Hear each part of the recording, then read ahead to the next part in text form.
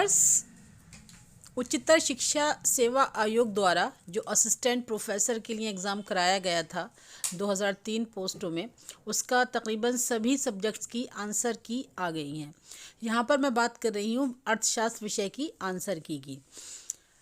अर्थशास्त्र विषय की जो आंसर की है उसमें कई सारे क्वेश्चन ऐसे हैं जिस पर आपत्ति लगाई जा सकती है और आयोग ने ये आपत्तियां 18 तारीख तक मांगी भी हैं और उन्होंने ये जो है एक ईमेल दिया है जिस पर आपको आपत्तियां दर्ज करानी है। तो कुछ लोग कह रहे हैं कि इसमें 6 या 7 क्वेश्चनों पर आपत्ति अर्थशास्त्र में लगाई जा सकती है, लेकिन मेरे पॉइंट ऑफ व्यू से ये 4 क्वेश्चन हैं जिन पर आपत्ति 100% लगाई जा सकती है, क्योंकि जो भी बुक्स हैं या जो सोर्स हैं उसमें मैक्सिमम में इसका आंसर वो नहीं है जो आयोग ने दिया है। इसमें सबसे नंबर 1 पर क्वेश्चन हो सकता है सामान्य LM वक्र का ढाल क्या होता है। ये क्वेश्चन आया था, ये जो सीरीज़ A थी उसमें क्वेश्चन नंबर 41 है। इस पर जो आयोग ने आंसर दिया है वो ऑप्शन डी दिया है, यानी केंद्रीय सीमा में शून्य, मध्यवर्ती सीमा में धनात्मक और क्लासिकी में अनंत। ये जो स्टेटमेंट है ये अपने आप में ही गलत है। तो जनरली LM वक्र का जो ढाल होता है वो हमेशा पॉजिटिव धनात्मक होता है। जब आप ड्रॉ करते हैं तो ये होता है LM, ये पॉजिटिव स्लोप है, और ये होता है IS, ये निगेटिव स्लोप है।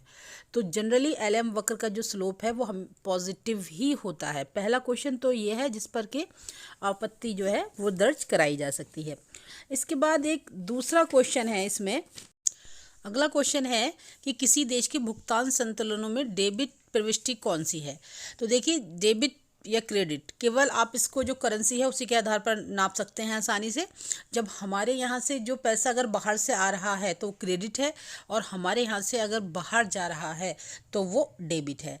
अब चाहे एक्सपोर्ट वस्तुओं का किया जाए, सेवाओं का या पूंजी का, किसी भी चीज़ को जब हम एक्सपोर्ट करते हैं तो करेंसी आती है, तो ये सारी की सारी डेबिट है, वही क्रेडिट है, और डेबिट पूछी गई है तो यहाँ पर सिर्फ ऑप्शन जो है वो डी ही होगा। एक्सपोर्ट जो है वो हमेशा क्रेडिट में जाता है, वो डेबिट में नहीं आता है। तो इस पर हो सकता है।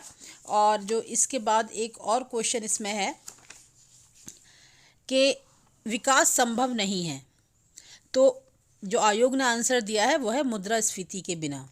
देखिए, मुद्रास्फीति से पहले एक और बेसिक चीज़ है डेवलपमेंट के लिए है, वो है बाज़ार। बाज़ार का जो विस्तृत आकार है उसके बिना विकास संभव नहीं होगा। तो यहाँ पर इस ऑप्शन के लिए भी आप ऑब्जेक्शन में जा सकते हैं। इसके अलावा एक और है इसमें कि प्रदर्शन प्रभाव संबंधित है, तो पीगू मॉडल को उसका आंसर माना गया है, जबकि पीगू मॉडल जो है वो एक फुल एम्प्लॉयमेंट से रिलेटेड मॉडल है। और वैसे तो जो प्रदर्शन प्रभाव है ये ड्यून्सबरी का है, लेकिन जब ड्यून्सबरी ऑप्शन में नहीं है तो सेकंड ऑप्शन आप गुन्नार मिर्डल को लगाएंगे। एशियन ड्रामा में उन्होंने इसके बारे में बात की है। ये 4 क्वेश्चन हैं। इसके अलावा अगर आप GS में जाएं तो उसमें भी 2 क्वेश्चन हैं। एक तो है जो आपका कि पित्ताशय वाला है, तो वहाँ पर फैट हो सकता है, उसके लिए आप थोड़ा रिसर्च और कर लें। और उसके अलावा एक आंसर और है जो अलग अलग किताबों में दे रखा है कि वायुमंडल की मध्य परत धरती सतह से किस ऊंचाई पर और किस ऊंचाई तक फैली है। तो इसके लिए भी जो है ऑब्जेक्शन में जाया जा सकता है। तो इन क्वेश्चन पर ऑब्जेक्शन हो सकता है। ऑब्जेक्शन की लास्ट डेट है 18 दिसंबर। वैसे जो आयोग का फैसला होगा वही फाइनल होगा, लेकिन फिर भी आप अपनी तरफ से कोशिश करके देख सकते हैं। अब इसके बाद बात आ जाती है कट ऑफ की। तो इकोनॉमिक्स सब्जेक्ट में अगर आप बात करें तो कट ऑफ एडवर्टाइजमेंट्स 47 के लमसम बराबर ही रहेगी। एक आध क्वेश्चन ऊपर नीचे हुआ तो हुआ।